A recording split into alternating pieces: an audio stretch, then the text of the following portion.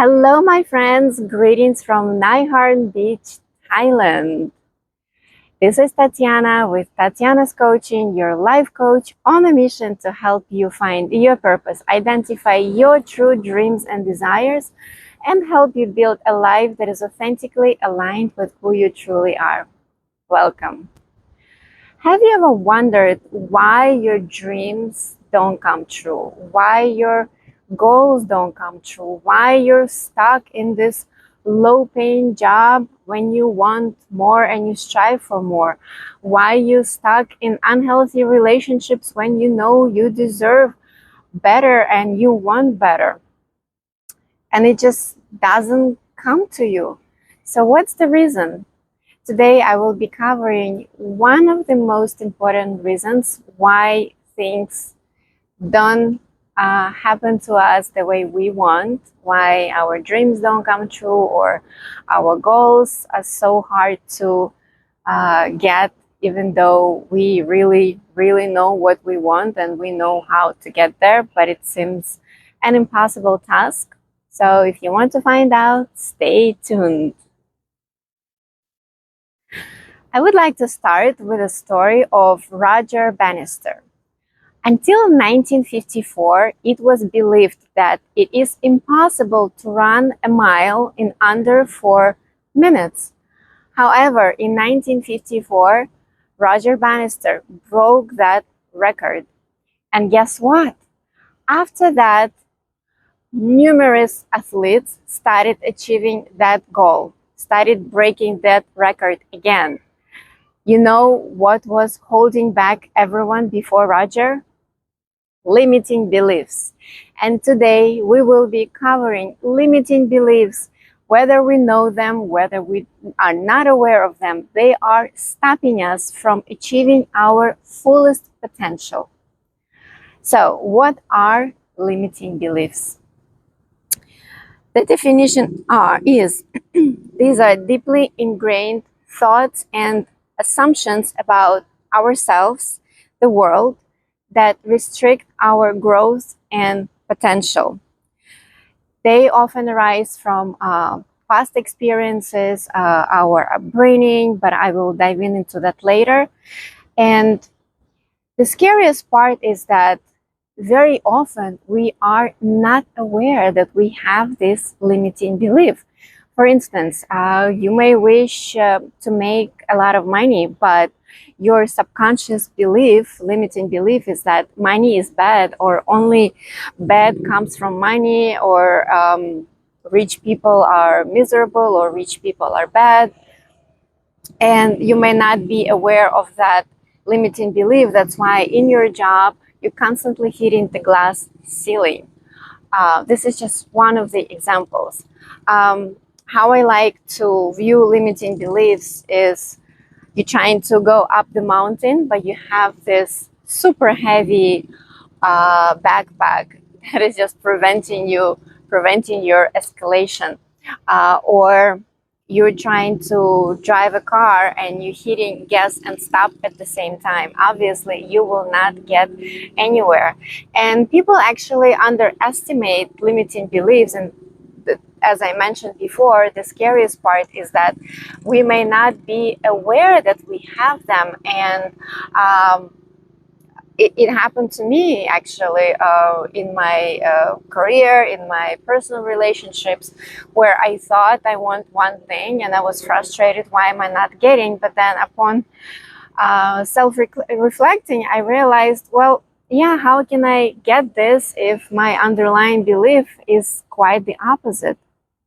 So it is very important to identify your beliefs that are holding you back from achieving your growth and highest potential. Let's go into how we get them. So they can be from acquired from society. Let's say parents, your mom and dad and grandparents can be saying constantly one thing, like money is bad, money is trouble, all men are unfaithful, or you stupid, you'll never get anywhere. So you absorb this as an axiom without even judging it, and it becomes a part of who you are. It becomes part of your life without even knowing that it exists there. For instance, in my family, it was my grandparents grew up during war and during times when you were wealthy, they would actually come in, take away everything from you and give to the poor.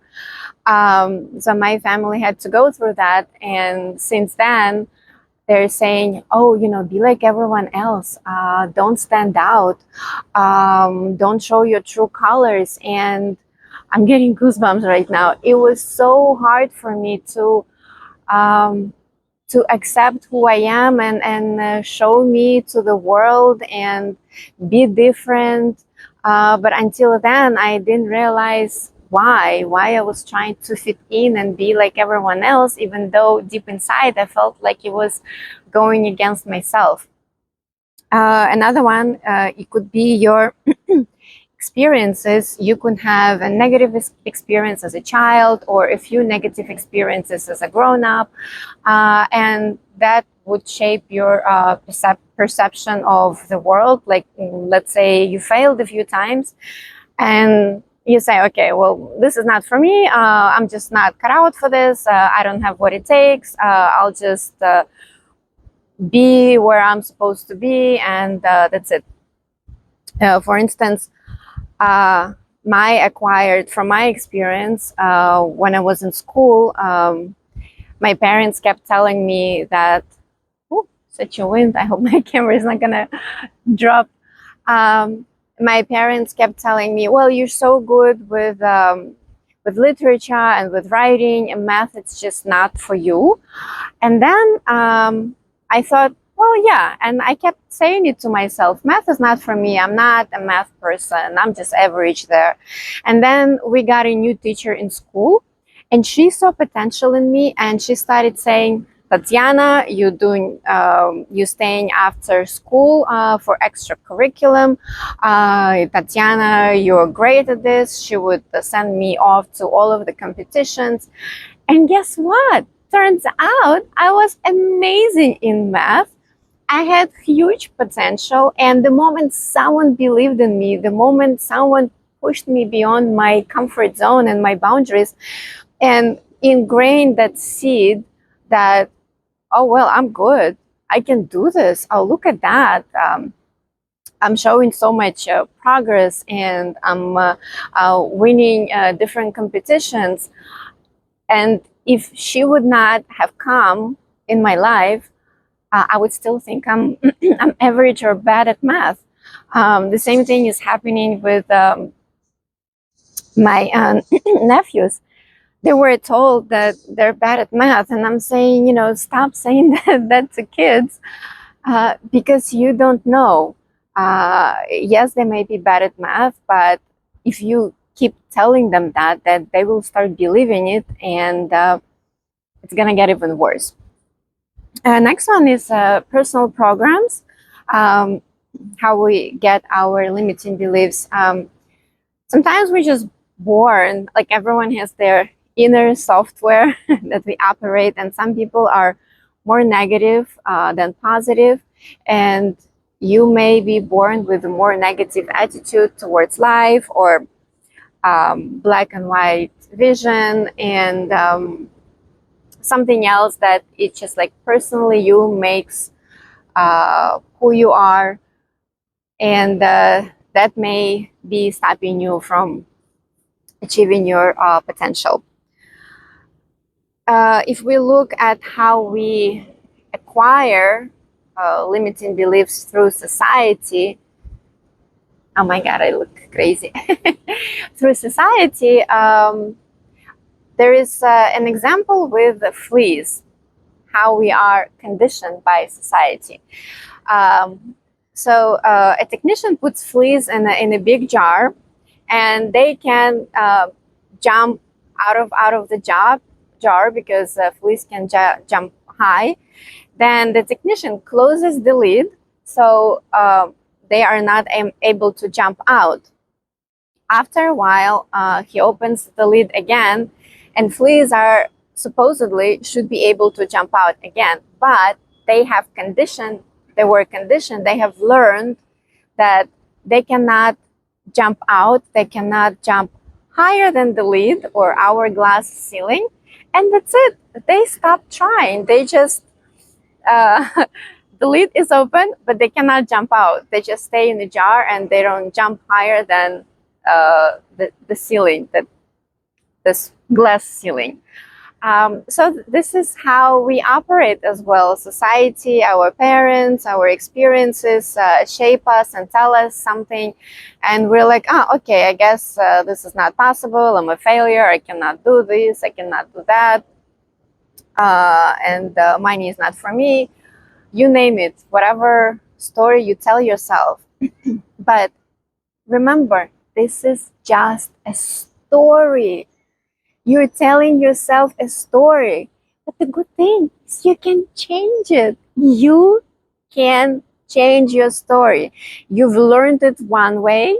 You can relearn it the other way and understand that anything is possible. Anything that you choose and you truly want is possible. Maybe it's not going to happen the first time around. Maybe there will be failures, obstacles. It's life.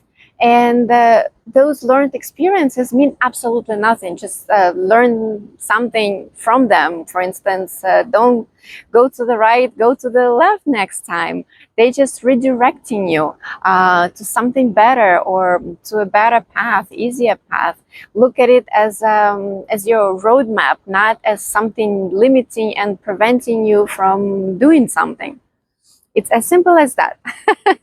I mean, it sounds simple, but obviously it's not. When we are in our story, it's so hard to get out of it and see yourself from the side. That's where actually the psychologists and life coaches come in, because they can reflect your limiting beliefs, your stories back at you, and you'll be like, really, is that me?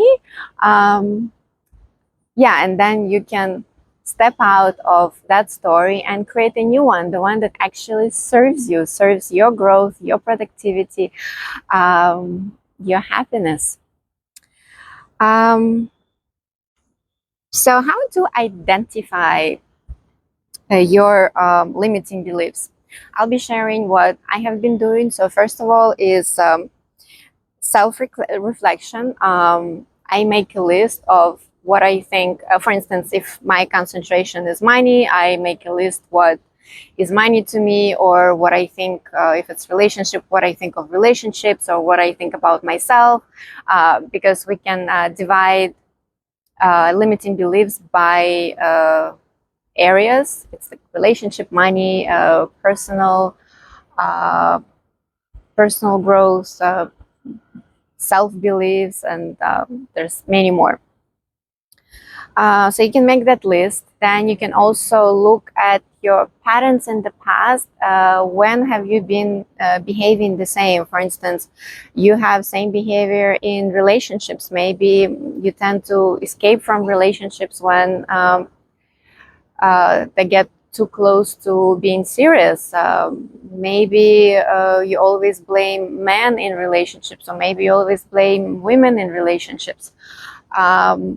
That would be your self-reflection point, and you have to be absolutely honest with yourself, because sometimes we just really love to blame the world and the other person and think we're good. But if we are in the same situation multiple times, it means there's something inside of us that we need to look at. And if that situation does not work for you, it means there's something inside of you that you need to look at and change, so you can create a new story and a new pattern of behavior and attract different relationships or situations in any other area. Next one is ask your friends. But ask your friends if you really ready to hear the truth, because very often we are asking our friends and then they're telling us the truth and that's it. You're not my friend anymore. So you have to be absolutely sure you're ready to hear the truth. And friends may sugarcoat it. So you can say, listen, I really need this, and can you please give me feedback? Like, what do you think my limiting stories, my patterns? Also, be mindful that sometimes friends project their own stories on you. That happened to me. So whenever you receive the feedback, also analyze it. Don't take it as 100%. But if a few people gave you the same feedback, then yeah, that's worth looking into. Last one is Google. I like to use AI or just Google, say, let's say, a list of limiting beliefs, and you will find a bunch of websites that will give you like up to 500 limiting beliefs. And you just, sometimes they're divided by area, sometimes they're not, and you can go through the list as part of self-reflection and see which ones you find in yourself. Because I remember I took some courses on limiting beliefs, and there were some on the list which I'm like, really, yes, I really think that, but I never thought that I actually think that. Like, if that didn't even cross my mind. So when I did my own self-reflection, I never put it on the list because I didn't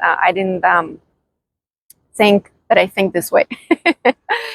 So you can attack your limiting beliefs from this like different perspectives, asking your friends, Googling, doing self-reflection, and analyzing your past behaviors. To overcome your limiting beliefs, there are like standard processes, I should say. So first of all, the best is to find the root cause. Maybe you can remember who used to say it in your childhood. Maybe you can remember your family keeps saying that to you, like, you're not enough, you're good, you're not good, you're stupid, you can do better, you name it. So try to identify the root cause, then it will be easier to work with it. If you cannot, then it's fine as well. Then write down the evidence in support of it. For instance, all men are cheaters. How did you find out? Why you think that way? And most likely, you're not gonna find a lot of proof to that. And then you should rewrite it in a positive key, saying that, well, yes, that may happen, but I also have evidence to support the opposite, and actually actively look for evidence. Very often when we have the limiting belief, we like very reluctant and resistant to find evidence to the opposite. So just approach it as a game and say, well, let me find evidence that go against it.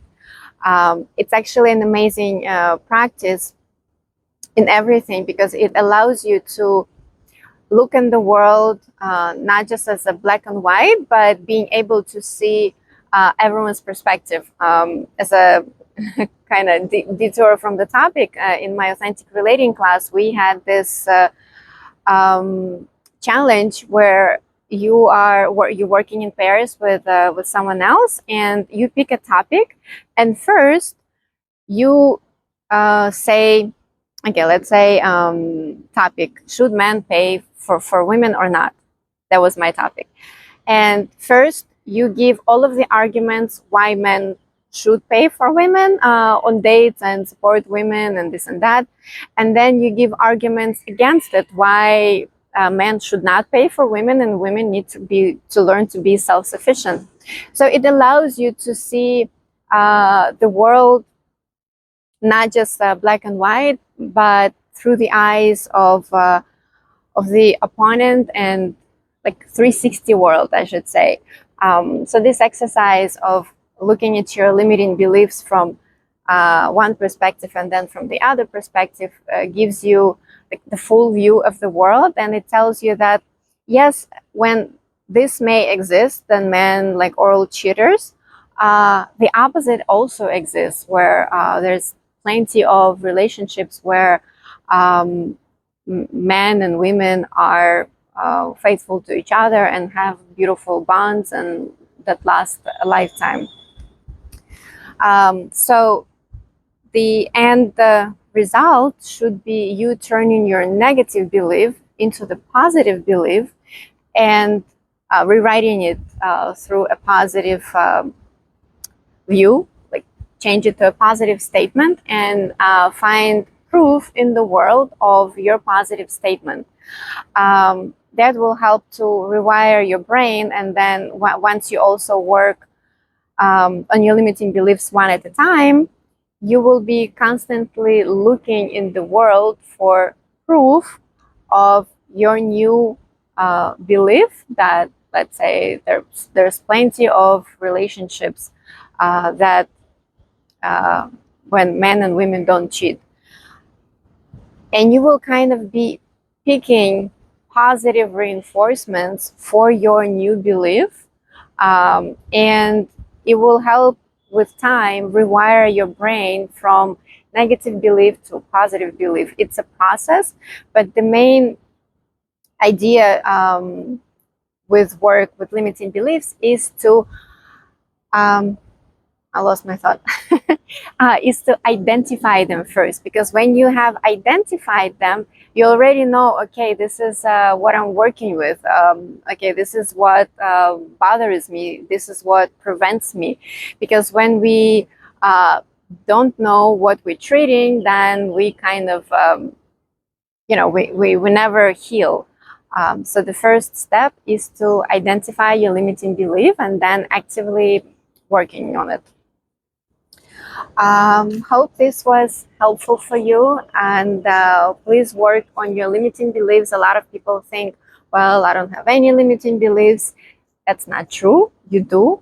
Everyone does. And if you see a glass ceiling in any of your areas, whether it's relationship, whether it's money, health, career, anything, it means there is a limiting belief that is stopping you from getting there. So look into it. I'm wishing you best of luck. This would be a huge step into creating the life that is authentically aligned with who you truly are. If you love this video, please like it, subscribe, and share so more people can build the lives that they can say, I love you, life. I love you. Good luck. Bye.